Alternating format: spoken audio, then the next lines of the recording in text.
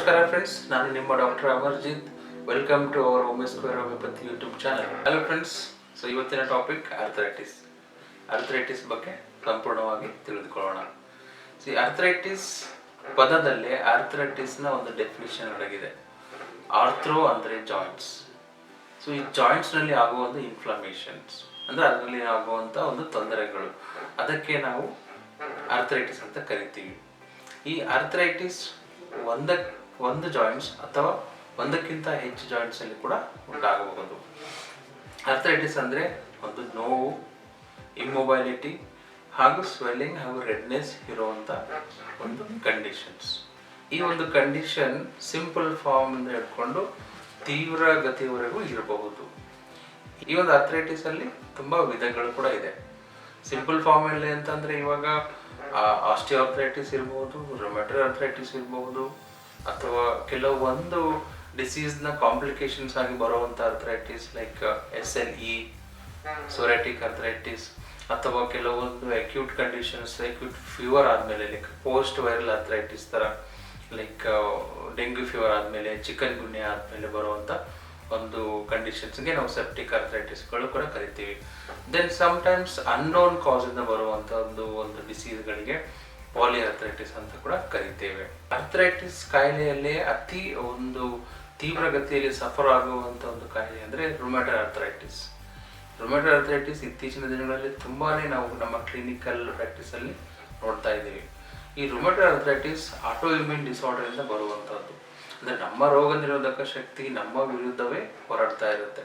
So ಅಂಥ ಟೈಮಲ್ಲಿ rheumatoid ಫ್ಯಾಕ್ಟರ್ಸ್ಗಳು ನಮ್ಮ ಬಾಡಿಯಲ್ಲಿ ಹೆಚ್ಚಾಗುತ್ತೆ. ಇದರಿಂದ ಏನಾಗುತ್ತೆ ಅಂದರೆ ಲೈಕ್ ಪ್ರತಿಯೊಂದು ಜಾಯಿಂಟ್ಸಲ್ಲಿ, ಅದು ಸಣ್ಣ ಪುಟ್ಟ ಜಾಯಿಂಟ್ಸ್ ಇರ್ಬೋದು, ಲೈಕ್ ಕೈ ಬೆರಳುಗಳ ಜಾಯಿಂಟ್ಸು, ಕಾಲು ಬೆರಳುಗಳ ಜಾಯಿಂಟ್ಸ್ ಇರ್ಬೋದು, ಅಥವಾ ದೊಡ್ಡದಾದ ಜಾಯಿಂಟ್ಸ್ ಲೈಕ್ ಹಿಪ್ ಜಾಯಿಂಟ್ಸ್ ಆಗಿರ್ಬೋದು, ಬೆನ್ನೆಲುಬು ಆಗಿರ್ಬೋದು, ಅಥವಾ ನಮ್ಮ ಮಂಡಿ ಆಗಿರ್ಬೋದು. ಇದರೆಲ್ಲ ರುಮಟೈಡ್ ಫ್ಯಾಕ್ಟರ್ಸ್ ಹೆಚ್ಚಾಗಿಬಿಟ್ಟು ಏನಾಗುತ್ತೆ ಅಂದರೆ ಸೊ ಜಾಯಿಂಟ್ ಸುತ್ತಮುತ್ತಲು ಸ್ವೆಲ್ಲಿಂಗ್ ಬರಬಹುದು, ಅಥವಾ ನೋವು ಉಂಟಾಗಬಹುದು, ಸ್ಟಿಫ್ನೆಸ್ ಉಂಟಾಗಬಹುದು, ಕೈ ಬೆರಳು ಕಾಲು ಬೆರಳುಗಳ ಮೇಲೆ ಅಂದರೆ ಆ ಸ್ಕಿನ್ ಮೇಲೆ ಡಾರ್ಕ್ ಕಲರ್ ಉಂಟಾಗಬಹುದು. ಈ ಒಂದು ಪೇನ್ ಸೊ ನಮ್ಮ ಆ ಜಾಯಿಂಟ್ಸ್ನ ಸುತ್ತಮುತ್ತಲ ಏರಿಯಾಗೂ ಕೂಡ ಸ್ಪ್ರೆಡ್ ಆಗಬಹುದು. ಇದ್ರ ಜೊತೆಗೆ ಜ್ವರ ಇರಬಹುದು, ಚಳಿ ಇರಬಹುದು, ಸ್ಟ್ರೆಂತ್ ಇಲ್ಲದೆ ಇರೋ ಥರ ಕಂಡೀಷನ್ಸ್ ಡೆವಲಪ್ ಆಗಬಹುದು, ಹಸಿವಾಗದೇ ಇರುವಂಥ ಕಂಡೀಷನ್ಸ್ ಇರ್ಬೋದು, ಹಸಿವಿದ್ರೂ ಊಟದಲ್ಲಿ ಟೇಸ್ಟ್ ಇರೋದಿಲ್ಲ, ಕಹಿಯಾಗಿರುವಂಥ ಒಂದು ಕಂಡೀಷನ್ಸ್ ಇರ್ಬೋದು. ಸೊ ಯಾವುದೇ ಒಂದು ಕೆಲಸದಲ್ಲಿ ಈ ಒಂದು ರುಮಟೈಡ್ ಆರ್ಥರೈಟಿಸ್ ತುಂಬ ಅಡಚಣೆ ಕೊಡ್ತಾ ಇರುತ್ತೆ. ಸೊ ಈ ಒಂದು ಕಂಡೀಷನ್ಸ್ಗೆ ನಾವು ರುಮಟೈಡ್ ಆರ್ಥರೈಟಿಸ್ ಅಂತ ಹೇಳ್ಬೋದು.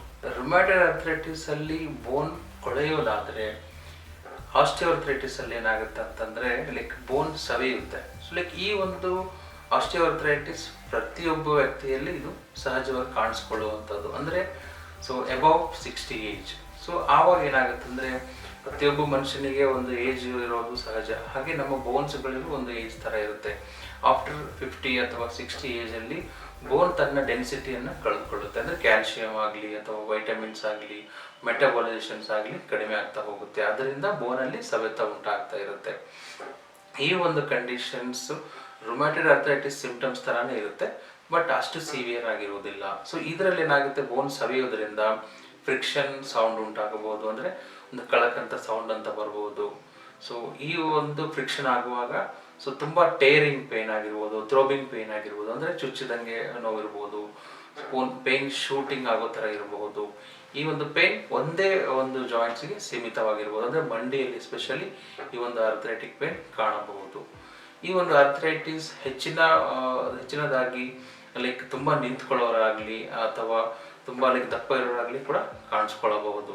ಏಜ್, ವೆಯ್ಟ್ ಹಾಗೂ ತುಂಬ ನಿಂತ್ಕೊಳ್ಳೋರಲ್ಲಿ ಈ ಥರ ಒಂದು ಪ್ರಾಬ್ಲಮ್ ಜಾಸ್ತಿ ಕಾಣಿಸ್ಕೊಳ್ಬಹುದು. ಇದಲ್ಲದೆ ಲೈಕ್ ಇನ್ನೂ ನಾನು ಆವಾಗಲೇ ಡಿಸ್ಕಸ್ ಮಾಡಿರೋ ಥರ ಟೈಪ್ಸಲ್ಲಿ ಹೇಳಿರೋ ಥರ ಲೈಕ್ ಬೇರೆ ಯಾವುದಾದ್ರೂ ಒಂದು ಡಿಸೀಸ್ ಬಂದು ಅದು ವಾಸಿ ಆಗದೆ ಇರುವಾಗ ಅವಾಗ ಬರುವಂಥ ಒಂದು ಕಾಯಿಲೆ ಅಂದರೆ ಆ ಒಂದು ಆರ್ಥರೈಟಿಸ್ ಅಂತಂದರೆ ಸೊರಾಟಿಕ್ ಆರ್ಥರೈಟಿಸ್ ಹಾಗೂ SLE ಅಂತ.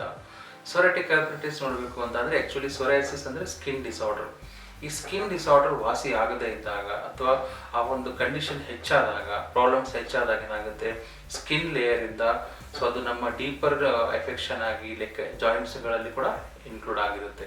ಸೊ ಜಾಯಿಂಟ್ಸಲ್ಲಿ ಯಾವಾಗ ಎಂಟರ್ ಆಗುತ್ತೆ ಸೊ ಆವಾಗ ಏನಾಗುತ್ತೆ ಅಂದರೆ ಜಾಯಿಂಟ್ ಸ್ಟಿಫ್ನೆಸ್ ಬರ್ಬೋದು, ಜಾಯಿಂಟ್ಸ್ ಮೇಲೆ ಇರುವಂಥ ಸ್ಕಿನ್ ಕಲರ್ ಚೇಂಜ್ ಆಗಿರಬಹುದು, ಅಥವಾ ಲೈಕ್ ನಡೆಯೋದ್ರಲ್ಲಿ ಒಂದು ಡಿಸ್ಟರ್ಬೆನ್ಸ್ ಇರಬಹುದು. ಸೊ ಮಾಡಿ ಹತ್ತುವಾಗ ಮಾಡಿ ಇಳಿಯುವಾಗ ಕೂಡ ನೋವು ತುಂಬಾ ಉಂಟಾಗಬಹುದು. ಅದಲ್ಲದೆ ಲೈಕ್ ಜಾಯಿಂಟ್ಸ್ ಸುತ್ತಮುತ್ತಲೂ ಸ್ವೆಲ್ಲಿಂಗ್ ಕಾಣಿಸಬಹುದು. ಅದರ ಜೊತೆಗೆ ಲೈಕ್ ಸ್ಟ್ರೆಂತ್ ಇಲ್ಲದೆ ಇರೋ ಥರ ಒಂದು ಕಂಡೀಷನ್ಸ್ ಡೆವಲಪ್ ಆಗಬಹುದು. SLE, ಸೊ ಸಿಸ್ಟಮಿಕ್ ಲೂಪಸ್ ಎರಿಥ್ರೋಮ್ಯಾಟಿಸ್, ಈ ಒಂದು ಕಂಡೀಷನ್ಸ್ ನಮ್ಮಲ್ಲಿ ಲೈಕ್ ವೈರಲ್ ಕಂಡೀಷನ್ಸ್ ಇಂದ ಬರಬಹುದು. ಇದಲ್ಲದೆ ಲೈಕ್ ಇನ್ನೊಂದು ಅರ್ಥ್ರೈಟಿಸ್ ಅಂದ್ರೆ ಪೋಸ್ಟ್ ವೈರಲ್ ಅರ್ಥ್ರೈಟಿಸ್. ಈ ಒಂದು post viral arthritis some septic infections, like ಇವಾಗ ನಾವು ಅತಿ ಹೆಚ್ಚಾಗಿ ನೋಡ್ತಾ ಇರೋದು ಡೆಂಗ್ಯೂ ಫೀವರು ಅಥವಾ ಲೈಕ್ ಫ್ಲೂ ಥರದಾಗಲಿ ಅಥವಾ ಚಿಕನ್ ಗುನ್ಯಾ ಫೀವರ್ ಆಗಲಿ, ಈ ಥರ ಎಲ್ಲ ಒಂದು ಫೀವರ್ ಅಥವಾ ಫ್ಲೂ ನಮ್ಮ ಸುತ್ತಮುತ್ತಲು ಹರಡುವಾಗ ಏನಾಗುತ್ತೆ ಅಂದರೆ ಜಾಯಿಂಟ್ಸ್ಗಳಲ್ಲೇ ಮುಖ್ಯವಾಗಿ ಎಫೆಕ್ಟ್ ಕೊಡುತ್ತೆ. ಈ ಎಫೆಕ್ಟು ಕೆಲವೊಬ್ಬರಿಗೆ ಒಂದು ನಿರ್ದಿಷ್ಟವಾದ ಸಮಯ ಲೈಕ್ 3 ತಿಂಗಳಾಗಲಿ 6 ತಿಂಗಳಾಗಲಿ ಇರುತ್ತೆ, ತಾನಾಗಿನೇ ಹೊರಟೋಗುತ್ತೆ. ಬಟ್ ಸಮ್ಟೈಮ್ಸ್ ಏನಾಗುತ್ತೆ ವರ್ಷಗಳ ಗಟ್ಟಲೆ ಈ ಒಂದು ನೋವು ಇರಬಹುದು. ಅದರಿಂದ ತುಂಬಾ ಸಫರ್ ಆಗಬಹುದು. ಇಮ್ಮೊಬೈಲಿಟಿ, ಸ್ವೆಲ್ಲಿಂಗ್ ಇರಬಹುದು ಅಥವಾ ಜಾಯಿಂಟ್ ಸುತ್ತಮುತ್ತಲು ರೆಡ್ನೆಸ್ ಕಲರ್ ಕೂಡ ಕಾಣಬಹುದು. ಅರ್ಥ್ರೈಟಿಸ್ ಯಾರಲ್ಲಿ ಹೆಚ್ಚು ಕಾಣಬಹುದು ಅಂದರೆ ನಾವು ಇದಕ್ಕೆ ರಿಸ್ಕ್ ಫ್ಯಾಕ್ಟರ್ಸ್ ಅಂತ ಕೂಡ ಕರಿತೀವಿ. ಯಾರಲ್ಲಿ ಹೆಚ್ಚು ರಿಸ್ಕ್ ಇರುತ್ತೆ ಅರ್ಥ್ರೈಟಿಸ್ ಬರೋದು?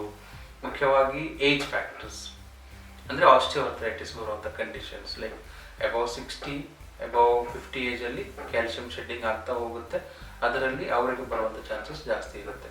ದೆನ್ ಅದಲ್ಲದೆ ಒಬೆಸಿಟಿ, ತುಂಬ ಅವರ ಲೈಕ್ ದೇಹ ಸ್ಥೂಲಕಾಯವಾಗಿದ್ದರೆ ಅವರಲ್ಲಿ ಕೂಡ ಈ ಥರ ಒಂದು ಕಂಡೀಷನ್ಸ್ ಬರಬಹುದು.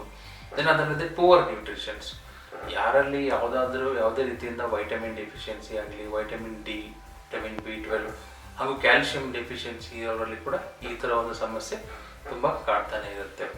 ಇದಲ್ಲದೆ ಕೆಲವೊಂದು ಸ್ಕಿನ್ ಡಿಸಾರ್ಡರ್ಸ್ ಎಲ್ಲ ಇರೋ ಲೈಕ್ ಸೋರಿಯಾಸಿಸ್ ಅರ್ಥ್ರೈಟಿಸ್ ಅಲ್ಲಿ ಕೂಡ ಇದು ಕಾಣಿಸಬಹುದು. Then sometimes some bad habits, so alcohol ಆಗಲಿ ಸ್ಮೋಕಿಂಗ್ ಆಗಲಿ ಅವರಲ್ಲಿ ಕೂಡ ಈ ಸಮಸ್ಯೆ ಕಾಣಬಹುದು. ಹಾಗೂ ಅನುವಂಶೀಯತೆ ಕೂಡ ಇದಕ್ಕೆ ಒಂದು ಮುಖ್ಯ ಕಾರಣ, ಅಂದರೆ ಜೆನೆಟಿಕಲ್ ಫ್ಯಾಕ್ಟರ್ಸ್ ಅಂತ ಕರಿತೀವಿ. ಹೇಗೆ ನಮ್ಮ ಪೇರೆಂಟ್ಸ್ ಅವರ ಕಲರ್ ಆಗಲಿ ಅವರ ಹಾವಭಾವ ಆಗಲಿ ಸೊ ನಮ್ಮಲ್ಲಿ ಜನರೇಷನಿಂದ ಜನರೇಷನ್ಗೆ ಟ್ರಾನ್ಸ್ಫರ್ ಆಗುತ್ತೋ ಹಾಗೆ ಡಿಸೀಸ್ಗಳು ಕೂಡ ಟ್ರಾನ್ಸ್ಫರ್ ಆಗುತ್ತೆ. ಅದರಲ್ಲಿ ಮುಖ್ಯವಾಗಿ ಅರ್ಥ್ರೈಟಿಸ್. ಸೊ ಯಾವ ಪೇರೆಂಟ್ಸ್ ಇಬ್ಬರಿಗೂ ಈ ಥರ ಸಮಸ್ಯೆ ಇದ್ದರೆ ಮೋರ್ ದೆನ್ 50% ಚಾನ್ಸಸ್ ಇರುತ್ತೆ ಮಕ್ಕಳಲ್ಲಿ ಬರುವಂಥದ್ದು.